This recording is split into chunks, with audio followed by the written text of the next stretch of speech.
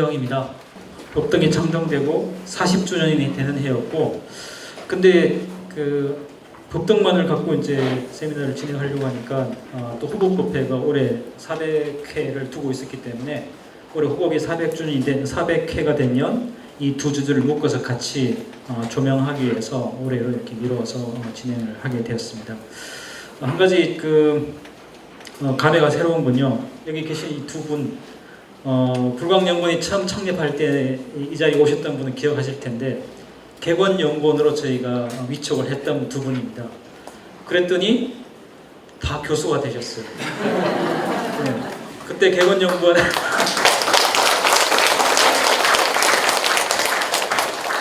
객원연구원 4분 위촉했는데 그 중에 2분이 교수가 되셨어요. 나머지 2분도 곧 되실 텐데요.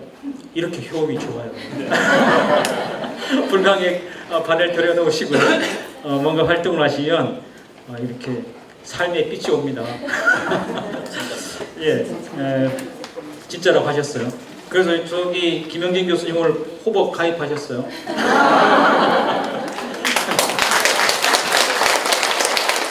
그리고 아마 경주 캠퍼스에서 그 불광 법등을 두 분이서 만들어내지 않으실까. 예, 아까 그 정원열 선생이 뭐 한 2~3명이면 좋다고 두 명부터 시작하시면 될 것 같습니다.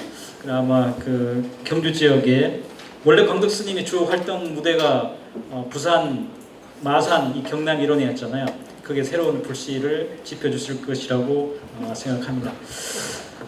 저는 이제 방금 석기람 교수님께서 발표해 주셨던 호법의 어떤 경전적인 교리적인 근거를 광덕 스님께서 어떻게 이것을 실천적인 맥락으로 이해하셨는가에 대해서 살펴보고 호법법회 400회가 어떤 내용으로 꾸며졌는지를 좀 살펴보도록 하겠습니다.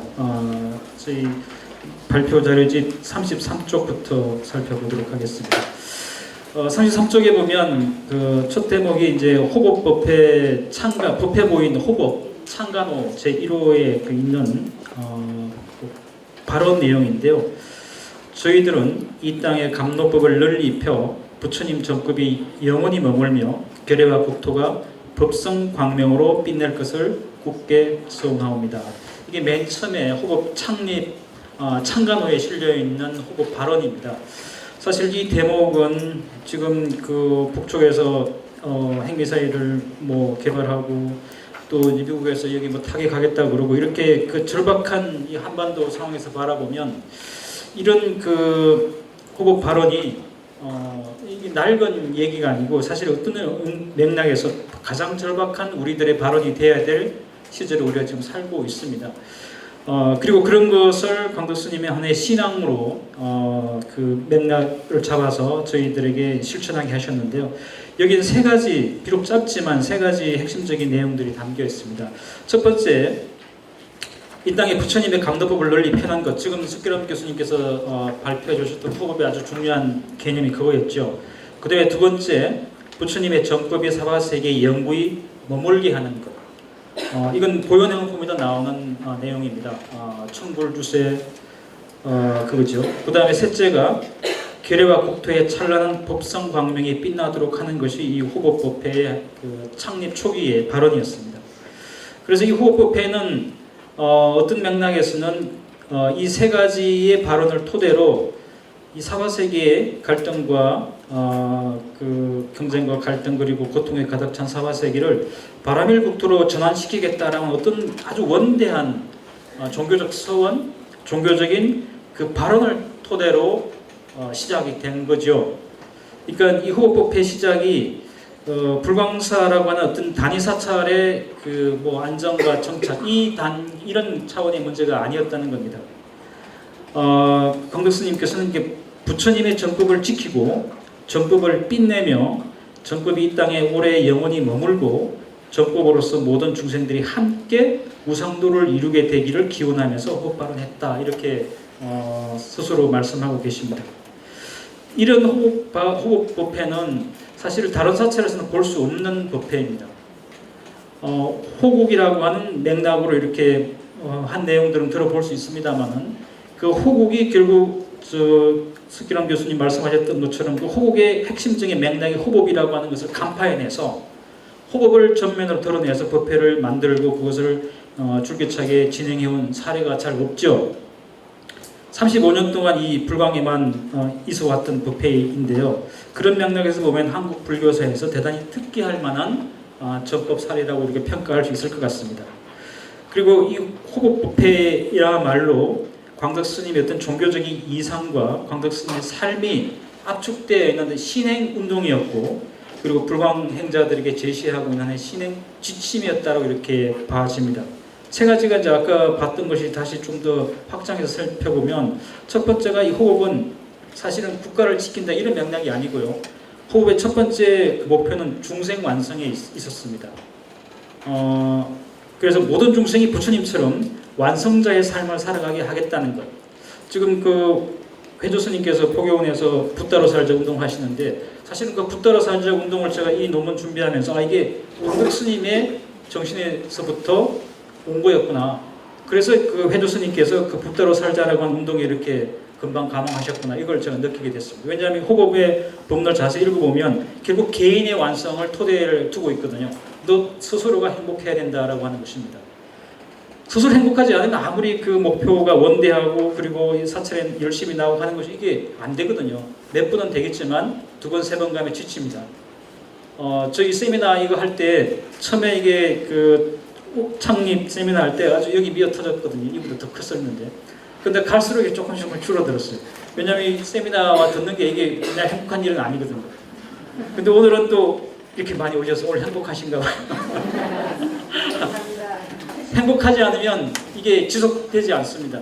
그래서 이 광덕 스님의 호법문을 보면 너 스스로 먼저 행복하라 라고 하는 대목이 아주 강조되고 있습니다. 그래서 중생 완성에 초점을 맞추고 있다는 것이고요. 그 중생 완성을 토대로 그 다음에 정법 구조입니다. 정법을 오래 머물게 하는 것. 행복한 중생이 그 정법을 오래 머물게 할 수 있는 힘을 갖는 것입니다. 그 다음에 세 번째가 바로 사회 완성입니다. 이거는 이제 호국이라고 맥락으로 확장될 수 있는 맥락인데, 호국이라고 하면 사실 이게 좀 오해가 많은 용어거든요. 국가주의, 민족주의나 내셔널리즘과 그 이해될 수 있는 것이기 때문에 호국 불교라고 해서 사실은 현대와 근현대 와서 불교만이 또 그것 때문에 오염된 용어가 호국입니다. 근데 광덕 스님께서 그 호국을 안 내세웠습니다. 왜냐하면 호국이라는 그 말 자체가 피아가 있는 개념이거든요. 나라가 우리 국가. 호국이라는 이 국가라는 개념이 있기 때문에 북한이 있고 한국이 있고 미국이 있고 이 대한민국이 있는 겁니다. 이 강대국들이 국가라고 하는 영토를 갖고 싸우고 있잖아요. 한국만도 지금 그 틈바구니 속에 있고, 광덕 스님이 지향하는 바라밀국토라고 하는 것은 그런 피아를 넘어서자라고 아주 그 원대한 종교적인 꿈이 있었던 것이지, 그냥 이거 나라 잘 세우고 잘 살게 하자 이런 차원이 아니었던 거죠. 그렇기 때문에 이 사회 완성이라고 하는 아주 넓은 차원으로 이 호법이 확대됩니다. 그래서 저도 호법을 처음에는 얼뜻 이해할 때는 광덕 스님께서 이렇게 호국을 이런 맥락으로 이해하셨구나 이렇게 했는데, 자세히 논문을 글을 읽고 공부를 하면서 이게 정말 아주 깊은 철학적 성찰 속에서 나온 운동이었음을 깨닫게 되었습니다. 그래서 저도 이번 기회가 참 많은 공부가 된 내용이었는데요. 그래서 진리의 빛이 두루 퍼져서 중생의 삶이 평화롭고 행복해지는 것이 곧 사회 완성의 하나의 목표였습니다. 그래서 이런 목표를 갖고 있기 때문에 호법 발언에 동참하는 것이야말로 가장 완벽한 불자가 되는 거다라고 이렇게 평가하셨어요. 그래서 호법 발언한 불자들에게 계속 칭찬을 합니다. 왜 금강경에 보면 선제라고 칭찬하듯이 광덕 스님 계속 호법 발언 오신 분들에게 여러분 훌륭하다, 정말 한국 불교의 물길을 새로 받고 있다라고 칭찬하는데, 그 칭찬이 그냥 불광사의 신도가 늘어났기 때문에 한 칭찬이 아니었던 겁니다. 이게 뭔가 이 호흡 운동을 통해서 뭔가 이 불교라고 하는 대한 종교적인 그 사상성을 구해내겠다라고 하는 발언이 있었던 거죠. 그래서 그런 발언에 동참하는 분들을 보면 스스로 막 환희심을 느껴하셨고, 그 환희를 함께 나누고자 하는 내용들이 그 법문의 맥락 속에 담겨 있습니다. 다행히 이것이 전부 다 기록이 되어 있으니까요. 그래서 호법법회가 마침내 400회를 맞았는데, 이 호법법회 하나의 특징이 뭔가 하면 불광 전체 특징인데, 아까도 이제 잠시 쉬는 시간에 부회장님께서 어떻게 그 긴 다양한 문서들을 우리가 생산해내긴 했는데 그걸 참 꾀해줘서 고맙다 이런 말씀 해주셨는데요. 근데 저는 더 고마운 게 이렇게 모서 생산해 주셔서 정말 고맙다. 안 생산해냈으면 우리가 이제 뭐 그런 말이 있죠. 구슬이 서말에도 꾀야 법에다 그러는데 구슬이 없으면 꾀할 수가 없습니다. 이 구슬이 뭔가 바로 이 텍스트거든요. 법문이고 역사의 자료들입니다.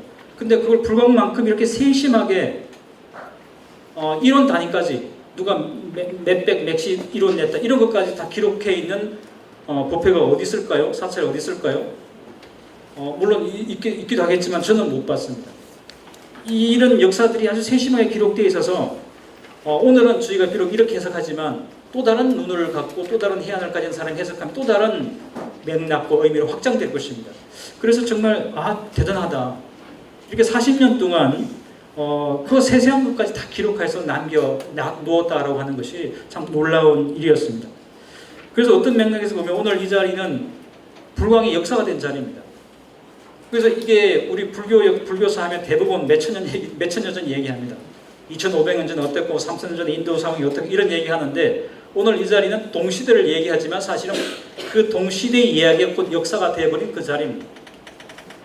그 역사가 되게 해준 것이 여러분들이 생산해 주셨던 법회보이고 그리고 그 주보이고 법등의 기록들이었던 겁니다. 83년 11월에 창립됐는데 올해 5월 달로 400회가 됐죠. 창립 배경이 무엇인지, 35년 동안 어떤 설법자들이 오셨는지, 그리고 400호에 이르는 주제가 뭐였는지, 그 핵심적인 내용이 뭐였는지 우리가 다 파악할 수 있는 게 어디 법회가 이런 게 있겠습니까? 이게 참 대단한 일이다. 어제 뉴스를 보니까 해인사 8만 장경각이 세계 10대 아름다운 도서관에 선정됐더군요.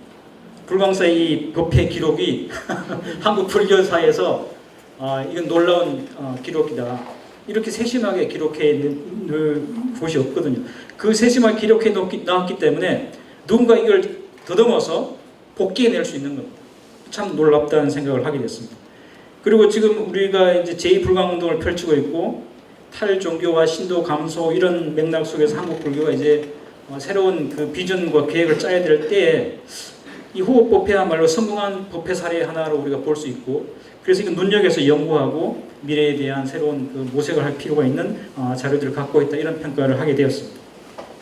34쪽에 호흡법회 창립 배경과 전개 과정에 대해서 좀 살펴보겠습니다. 호흡법회 창립의 배경은 크게 4가지 정도로 정리가 되더군요. 첫 번째는 광덕스님 개인사적인 건데요. 광덕스님은 한국전쟁이 일어났을 그때 1950년 24살의 나이로 사회에 혼란스럽고 근데 마치 폐기를 알아서 군대 징집은 면제가 되셨습니다. 개인의 건강 문제 그리고 혼란스러운 시국 상황을 피해서 새로운 인생의 문제를 안고 봉사로 출가하셨죠. 그래서 인생의 참된 도리를 깨닫고 그 문제를 해결하기 전까지는 안 내려오겠다는 각오를 갖고 가셨습니다.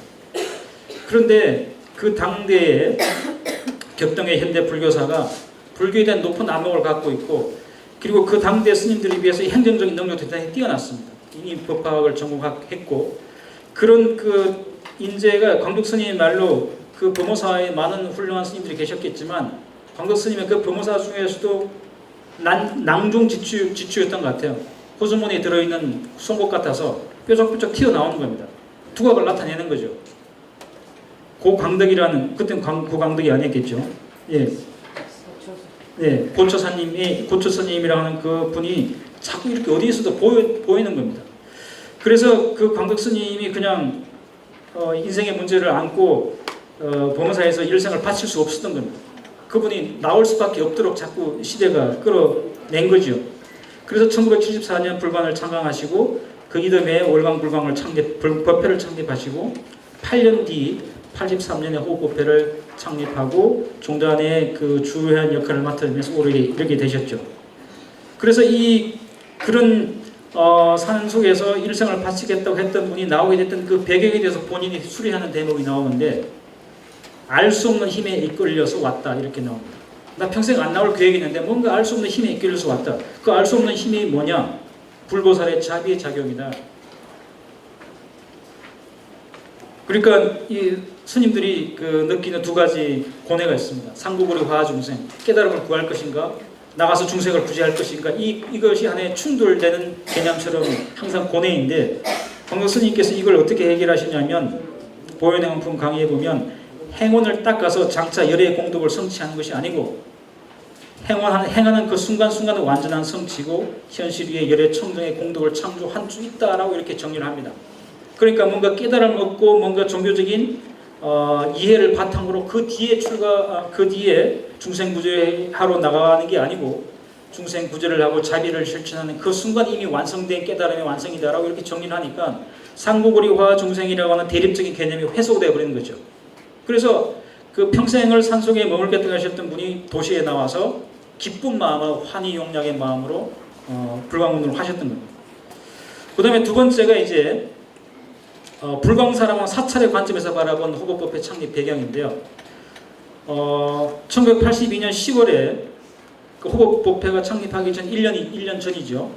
그때 이제 보광당이 완성이 되면서 2,500명을 수용할 수 있는 대법당이 완성이 되었습니다. 그때로서는 아주 획기적인 일이죠. 그러니까 이 사격이 커지고 그 커진 사격에 따라서 새로운 그 법회 내용적인 전환들을 그 불광사라고 하는 사찰이 요구하고 있었습니다.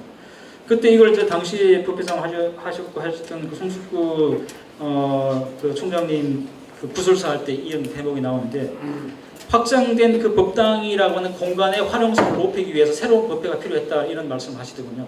그러니까 그 이전까지는 법회가 주일 법회였다는 겁니다. 토요일, 일요일 법회였는데 토요일 법회를 하니까 직장 다니는 분들에게는 좋지만 가정주부라든지 나이 드신 분들이라든지 이런 분들에게 종교적인 기회가 줄더라. 그래서 그분들도 나와서 뭔가 천도제도 하고 종교적인 어떤 욕구를 풀 수 있는 이런 장이 필요했었는데, 이때 비로소 보광당이 만들어지면서 그걸 실천할 수 있는 기회가 됐다 이런 이제 회고를 하시더군요. 그다음에 이제 그러니까 두 개가 이제 결국은 하나는 그 확장된 공간에 대한 활용성을 정리하는 것, 두 번째가 그 법회 중심으로 진행되던 설법 중심으로 진행되던 불광의 그 법회 성격이 종교적 체험을 좀 더 강화한 겁니다. 천도제도 하고 다양한 종교적 요구를 받아들일 수 있는 법회로 전환된 것이 호법이라고 이렇게 회고해 주셨습니다. 그 다음에 세 번째가 교단사적인 배경입니다. 한국 불교라고 하는 교단사적인 배경에서 불교를 법회를 봐야 되는데, 광덕 스님은 그 1955년에 이제 정화불사가 일어나죠. 50년에 도문사 들어가서 55년에 정화불사 정리가 됩니다. 그러면서 이 행자의 신분으로 불교계에서 일어나고 있던 그 비구 대처 간의 그 치열한 싸움을 목격하죠.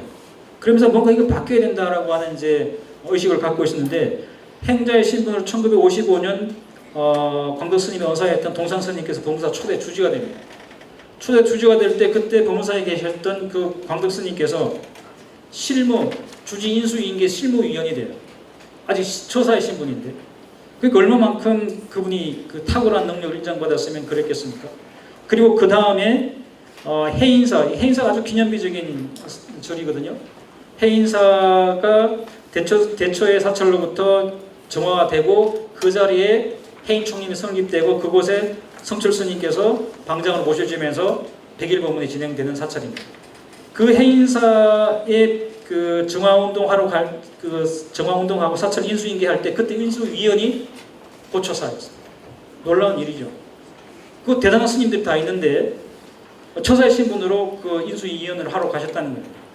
이런 맥락을 통하면서 사실은 광덕 스님은 정화의 맥락 속에서 아주 깊숙이 본인이 나와서 뭘 하지는 않으셨지만, 지호스님처럼 뭐 이렇게 활보를 하고 그러진 않으셨지만, 경전에서 호법에 대한 그 내용을 찾아서 정화운동 하시는 분들에게 제공하시면서 개업하고 계셨던 거죠. 그런 맥락을 보면서 법을 지켜야 된다라고 하는, 정법을 지켜야 된다라고 하는 아주 절박한 그 필요성, 동기를 가지셨던 거죠. 그것이 이제 교단사적인 배경입니다.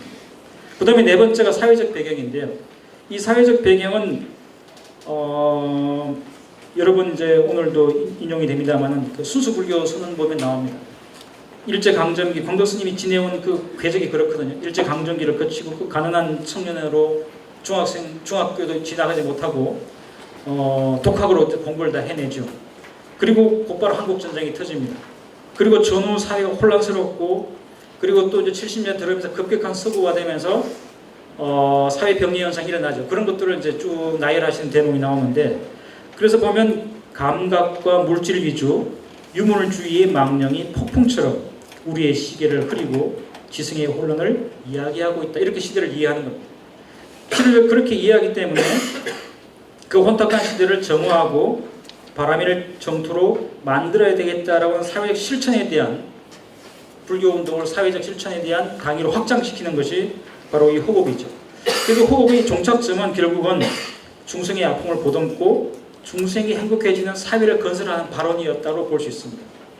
한국 불교가 위기인데요. 그 위기의 가장 큰 맥락 중에 하나가 뭔가 하면 사회적 실천의 결의인데, 그 사회적 실천의 결의를 광교스님 호흡법회를 통해서 제시하고 있습니다. 사회에 대해서 책임지고 사회의 문제에 답해야 된다. 그런 맥락에서 보면 이 스님의 호흡법회가 이런 사회의 그 오타각세를 정화하고 바람일국도 건설이라고 하는 맥락으로 호흡국이라고 하는 차원을 넘어서 중생세계를 올바로 보존해야 된다라고 하는 정신으로 나가고 계십니다. 그 다음에 39쪽에 있는 그 호흡법회 창립 전개 과정을 잠시 살펴보도록 하겠습니다.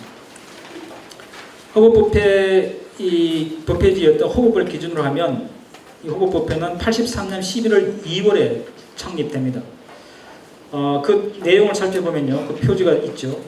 이와 같이 들었다. 그 다음에 법당의 메아리, 법회 소식, 호흡 발음, 복납자, 방명, 요 순서로 그 참관호 내용이 되어 있고, 한동안 참관호 내용이 그렇게 쭉 갑니다. 여기서 이와 같이 들었다라고 하는 것은 삶의 지혜가 될 만한 경전의 내용을 요약 정리한 법문집입니다. 그 다음에 법당의 메아리가 법문의 요지인데, 그 법당의 메아리를 토대로 호흡 법문이 진행이 됩니다. 그러니까 이 법당의 메아리는 호흡법회의 사상적인 핵심 텍스트가 되겠죠. 그 핵심적인 내용을 갖고 광교스님 1시간 동안 설법을 합니다. 충산수처럼 해내죠. 그걸 갖고. 그 다음에 호흡법회 소식에 보면 이제 법회 소식과 복납자 명단이 쭉 나옵니다. 근데 83년 11월 2월에 창립했다고 되어 있지만 쭉 역사적 과정을 보면 창간 후에 361명의 복납자 명단이 나옵니다. 이걸 보면 그 초로 김경만 거사가 호흡 복납자 1호입니다. 1호. 오늘 기억하셔야 될 분이 두 분이 있는데 1호, 그 다음에 만호 나오는데요. 1호가 김경만 거사였는데, 근데 첫 호에 361명이 될 수 없잖아요. 그 11월에 참가한 호흡법회에는 9월과 10월에 복납자가 누가 있는지 실리고 있어요. 이걸 보면 11월에 창립하기 전에 이미 준비 과정이 있었음을 알 수 있습니다. 그래서 주보액이 나와두군요. 83년 7월 23일 주보에 보면 호흡 발언의 요점을 잘 읽어봅시다 이런 내용이 있고, 역시 7월 31일 날 주보에 보면 우리 모두 적극고지의 발언에 동참합시다 뭐 이런 내용이 있습니다. 그리고 이제 7월 31일 주보에 김경만 거사가 호흡 1호, 그 다음에 21번까지 이렇게 1년 번호가 들어있음을 알 수 있습니다. 그러니까 21명이 최초의 발언자였던 거죠. 21명이 최초의 발언자가 돼서 11월 3일날, 2일날 참관할 때는 361명이 된 겁니다. 이렇게 보면 대략 이제 약 석 달 정도의 준비 과정을 거쳐서 11월 2일날 참관됐음을 알 수 있습니다. 그 다음에 이제 호흡법회 성장 과정을 보면요. 21명으로 시작해서 창립 1주년이 되던 1984년 11월에는 복납자 고유 번호가 751번으로 늘어납니다. 1년 만에 엄청나게 성장했죠. 2배 넘게 성장했습니다. 그 다음에 창립 10주년이 되는 1993년 11월에는 1년 번호가 5,100번으로 늘어납니다. 5,000명을 10년 만에 돌파했어요. 그 다음에 창립 20주년이 되는 2003년 11월에는 7,900번으로 확장이 됩니다. 그리고 2009년 7월 마침내 대망의 1만 번을 돌파합니다. 1만 번이 누구냐면 대원 2구 3법동 법안 박태수 교사. 네, 이 두 분께 오늘 뭔가 선물 전달해야 될 것 같아요. 박태수 교사님이 1만 번입니다. 그리고 창립 30주년 2014년 11월에 고유번호가 11,000번대로 확장됩니다. 1만 번을 훌쩍 넘겼죠. 근데 올 5월에 400회 호흡 창립 400회 될 때 보니까 1년 번호가 8,000번으로 확 줄었어요. 11,000번은 늘었다가 왜 이렇게 깜짝 놀라서 물어봤더니 그동안에 결번이 있는 거예요. 돌아가신 분도 있고 장기 참석하지 않은 분도 있고 그런 분들의 번호를 정리하면서 11,000번에 갔던 번호가 8,000번대로 다시 내려왔다라고 하는 걸 들었습니다. 그 다음에 이제 호법법의 복납자 추인데요. 저희 그 교재 42쪽에 보면 거기 도표가 있죠. 35년 동안 총 동참자가 11,786명입니다. 그리고 최대 많이 동참했던 해가 1990년인데 669명이 동참하셨더군요. 그 다음에 제일 작은 좀 침체기라고 볼 수 있는데 1998년에는 170명. 그래서 연평균 35년 연평균 매년 약 336명의 호흡 발원자가 동참했습니다. 이 호흡 발원자는 대단히 좀 독특한 불광에서도 코어 중에 코어겠죠. 법회 출석 인원을 보면 거기에 저희 책에 있죠. 2002년부터 자료가 작성이 됐는데 월 평균 약 400여 명의 불자들이 참석하는 걸로 됐습니다. 그 다음에 이제 중요한 것이 그 복납금이겠죠. 저희 자료에 지금 45쪽에 있습니다.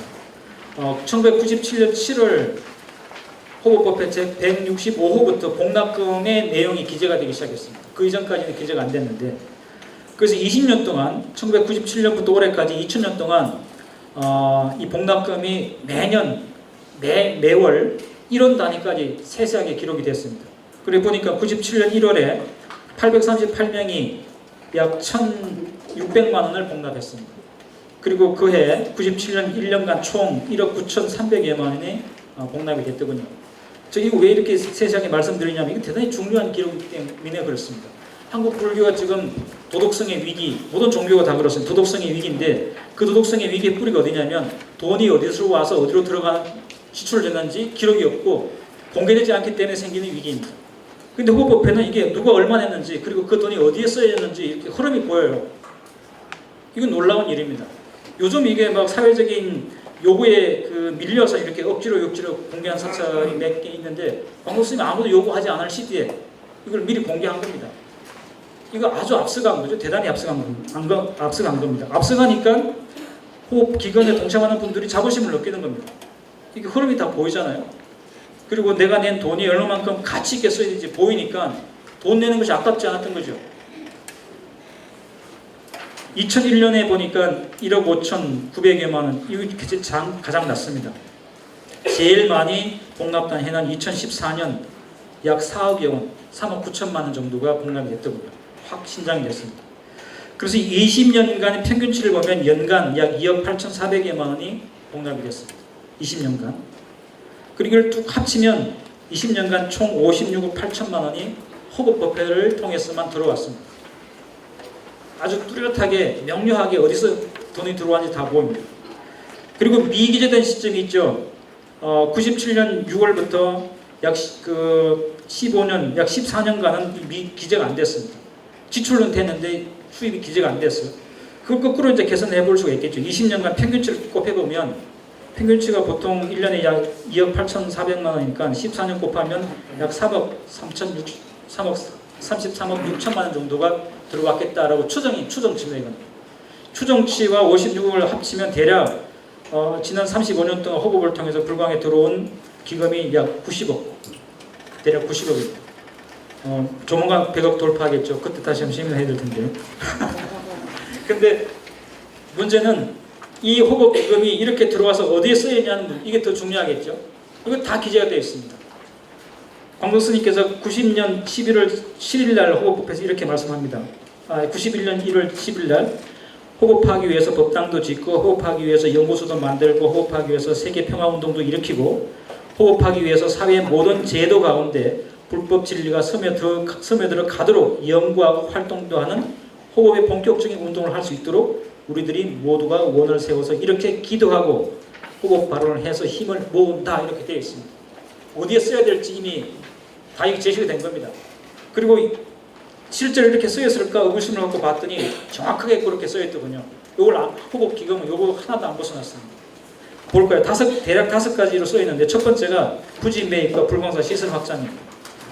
86년 10월 불광사 법당 증축에 기금이 써있고요. 최초로 보면 84년 6월 달에 주부에 보면 이 호법 창립하고 8개월 뒤입니다. 8개월 뒤에 주고 이렇게 되어 있습니다. 호법 발언과 포계원 불사에 힘입어서 포계원 부지를 3차에 걸쳐서 177평을 구매했다 이렇게 나옵니다. 최초로 8개월 만에 177평을 산 겁니다. 호법 기금으로. 놀라운 일이죠. 물론 다른 기금도 들어갔겠지만 8개월 만에 이렇게 큰 땅을 살 만한 돈이 안 들어왔을 거 아닙니까? 그리고 이후에 전법, 복지, 교육, 광복 스님께서 제시하셨던 91년 1월 11일 법에서 제시하셨던 그 방향대로 그대로 호법 기금이 지출을 됐더군요. 5가지 분야입니다. 첫 번째가 바로 이제 시설 확장인데 불광사 법당 중추가 92년에 불광사 인접 건물 123평 매입했습니다. 그리고 이 건물로 포교원 학생법당을 개설하고 안성 수행원 불광원을 그때 세웠더군요. 두 번째가 신도교육과 인재 육성에 대한 기금을 썼고, 세 번째가 복지기관 및 교계단체에 대한 후원입니다. 송암복지관에 꾸준히 후원을 했고, 동국대 불교병원 건립에 2억 원 개척을 했고요. 네 번째가 전국을 위한 불사 지원입니다. 논산훈련소 호국 연못사 건립, 각종 군부대 법당 건립, 안양 소년원 법당 건립, 경찰병원을 비롯해서 공공기관의 법회 설립, 이런 데 다 호법 기금이 쓰였습니다. 선생님 더 빨리 진행해 주시죠. 네, 몇 시까지 마치면 되죠? 40분까지 네. 빨리 하십시오. 그 다음에 다섯 번째가 그 전법 기반 구축과 불광사 중창불상 기금으로 쓰였습니다. 2004년부터 2009년 이때까지 2004년에 횡성 정진원 부지를 샀고 2009년에 송파 그 노인요양센터 위탁에 7억 원, 2008년 현재까지 불광사 중창불사 전출금으로 33억 원, 이런 식으로 쭉 해서 2004년부터 16년까지 대략 약 44억 원의 호법 기금이 어디에 쓰여 있는지 정확하게 기재가 되어 있습니다. 그 다음에 이제 호법 400회를 밝힌 설법자들에 대한 내용인데요. 48쪽에 있습니다. 쭉 보면 광덕스님께서 83년 11월부터 94년 7월까지 약 129회 호법법회 설법을 했습니다. 그 다음에 지호스님께서 17회, 한탑스님께서 36회, 그 다음에 지환스님께서 3회, 무징장 스님과 암도 스님이 각 1회. 이게 아주 특이한 상황입니다. 대부분의 법회는 외부의 초청 법사가 많죠. 근데 호법법회만은 예외적으로 외부인 딱 2명입니다. 나머지 전부 다 광덕 스님이거나 아니면 불광사 내부 신도입니다. 그러니까 호법법회야말로 불광의 사상적인 특성을 담보하고 있는 불광의 특징적인 법회인 거죠.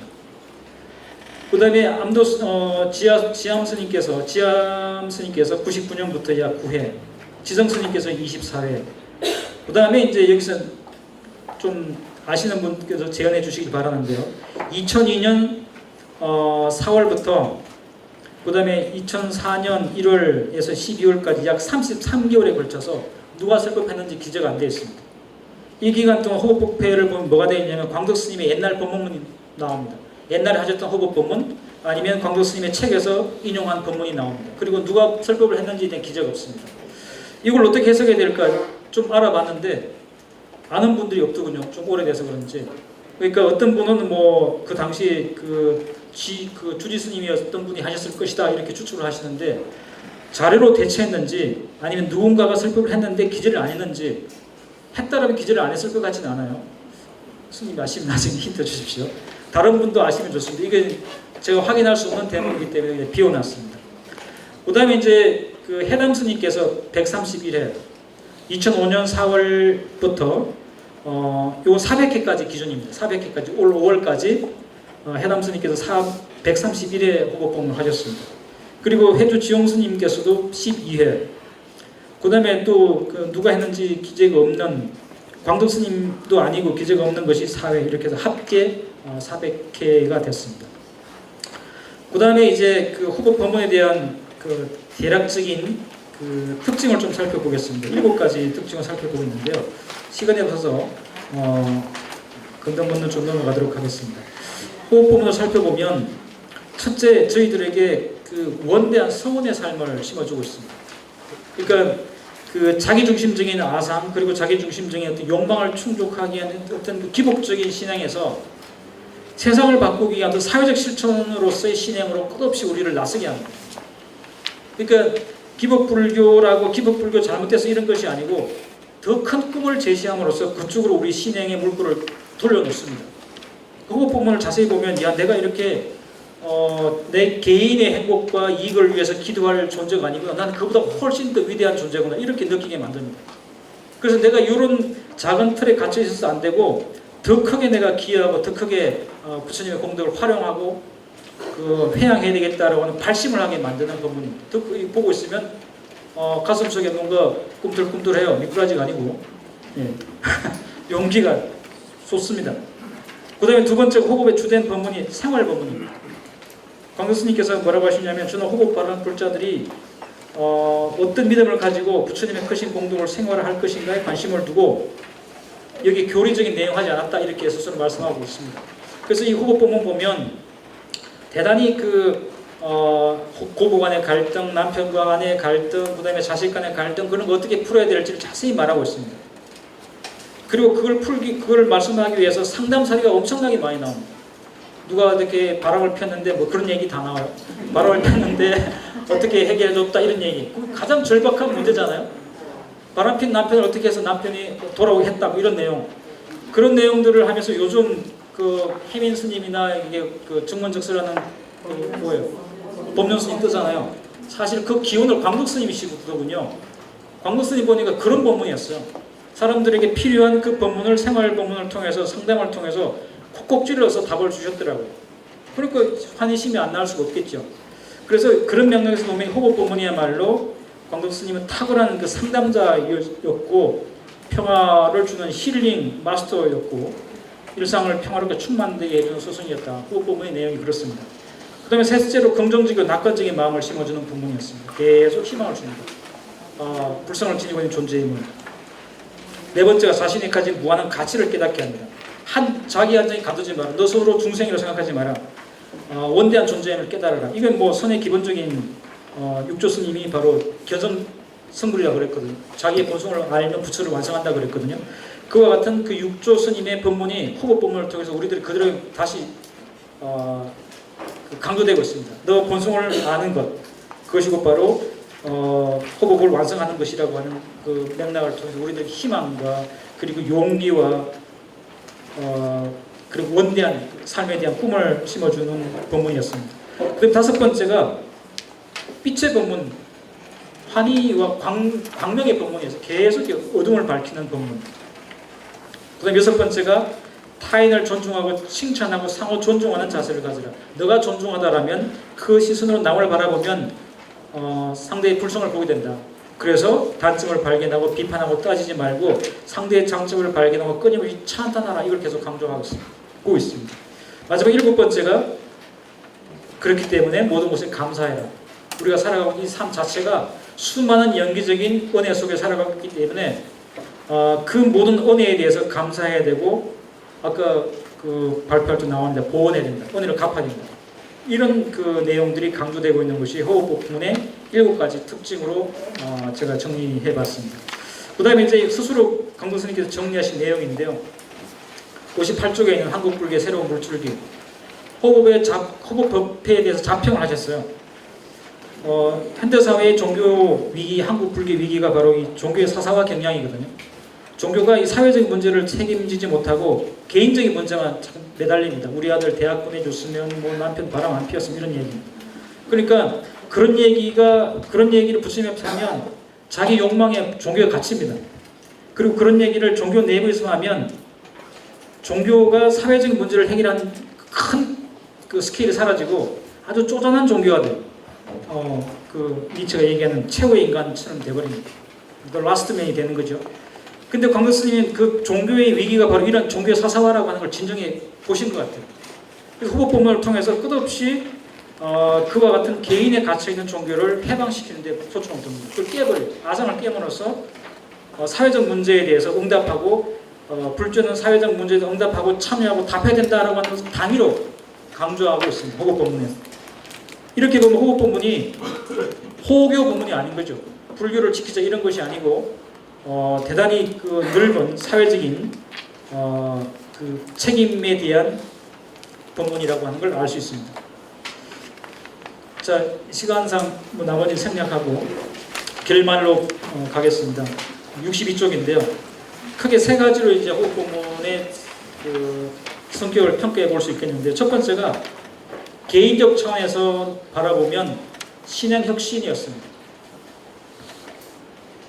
그러니까 후보문 보면 기복적이고 타력적인 신앙에서 탈피해서 스스로 열애의 적자임을 굳게 믿고, 내가 열애의 적자임을 굳게 믿고 삶 속에서 부처님의 공덕을 실현하는 주체적인 삶을 살아라고 하는 것을 계속 강조합니다. 그러니까 이 호법법문의 해상에서는 기복과 개인적 차원의 신행이 들어설 수가 없어요. 물론 그런 개인의 행복을 초점을 두고 있습니다만 그는 끝없이 넘어서기 위한 것이지 그것에 갇히기 위한 법문이 아니었습니다.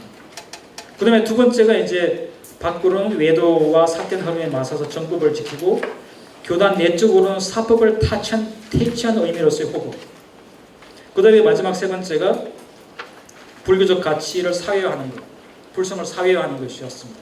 이것이 바로 종교가 점점 위기에 몰리는 사소와 경량을 넘어서는 길은 사회적 문제에 대해서 불교가 응답하고 사회적 문제에 대해서 관심을 갖고 그것을 불교 해소할 때 그때 비로소 불교적 리더십이 생기고 불교가 시대로부터 부름을 받게 된다는 겁니다. 이게 너무나 당연한 것인데 그 당연한 것을 계속 우리는 외면해 왔거든요. 근데 그 외면해 왔던 것을 광덕스님 호법법문을 통해서 다시 우리들에게 일깨웁니다. 사회적 문제, 시대 문제에 대해서 눈뜨고 응답할 준비를 하고 응답하라라고 하는 것입니다. 결국 종합하자면 개인적 차원에서 바라본 호법법문은 신앙혁신이었고 부따로 사는 거였습니다. 그 다음에 교단적 차원에서 바라보면 불교의 그 자력적인 종교성을 회복하는 종교운동이었고, 사회적 맥락으로 바라보면 불교의 불성, 불교의 진리를 사회화하고자 하는 사회개혁운동으로서 호법법문을 정리할 수 있겠다, 이렇게 바라봤습니다. 감사합니다.